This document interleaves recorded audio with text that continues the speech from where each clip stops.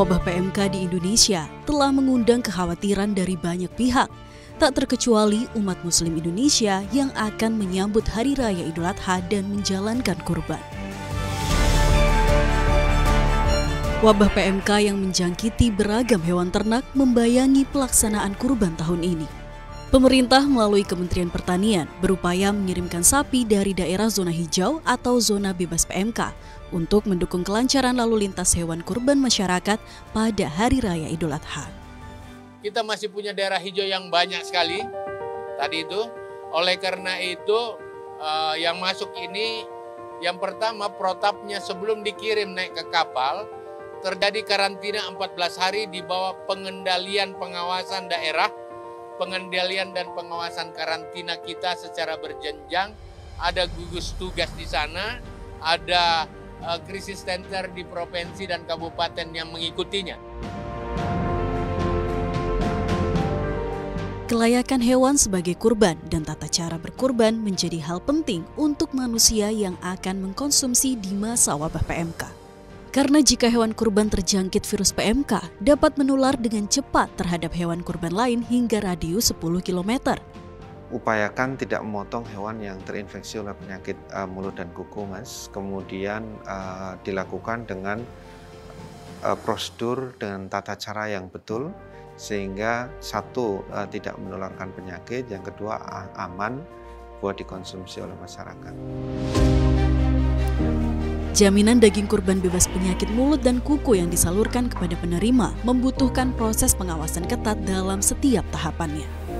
Lembaga penyalur hewan kurban harus dapat menjamin daging yang disalurkan terbebas dari virus PMK.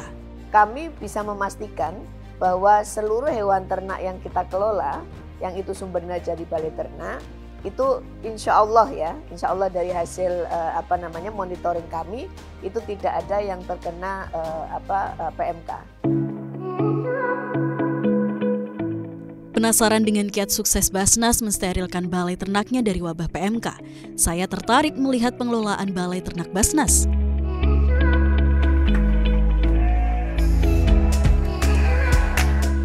Kali ini saya berkesempatan berkunjung ke Balai Ternak Basnas di daerah Cimande, Bogor, Jawa Barat. Saya juga mengobrol langsung dengan pendamping Balai Ternak Basnas terkait pengelolaan hewan ternak di sini. Tipsnya nih Mas, biar domba-dombanya tetap sehat itu sebenarnya apa sih?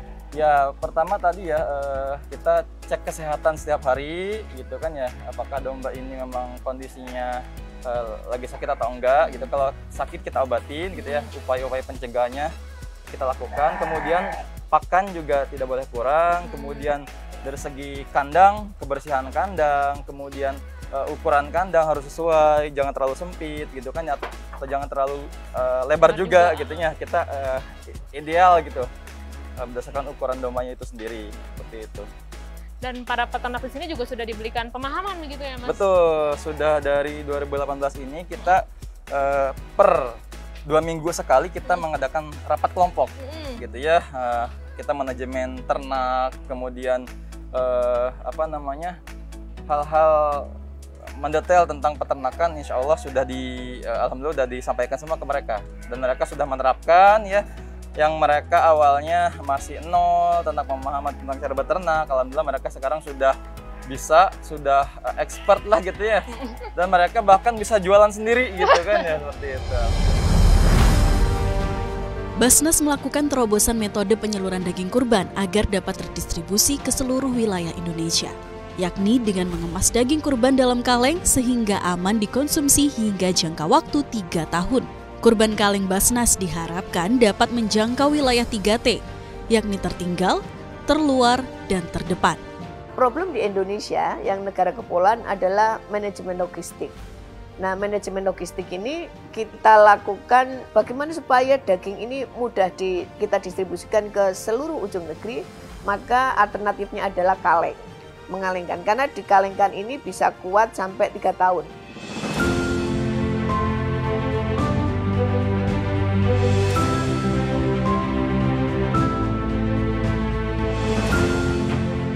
Usaha paling baik salah satunya adalah dengan vaksinasi. Tergantung political will pemerintah, artinya dengan kegiatan dan dampak seperti ini mungkin kita bisa percepat untuk kegiatan pengembangan vaksinnya ya Mas. Mungkin ya bisa dipercepat di antara 6 sampai 1 tahun. Kerjasama, kolaborasi, dan inovasi semua pihak dalam menghadapi wabah penyakit mulut dan kuku tentunya membangkitkan optimisme untuk Indonesia dapat kembali bebas dari wabah PMK seperti sedia kala.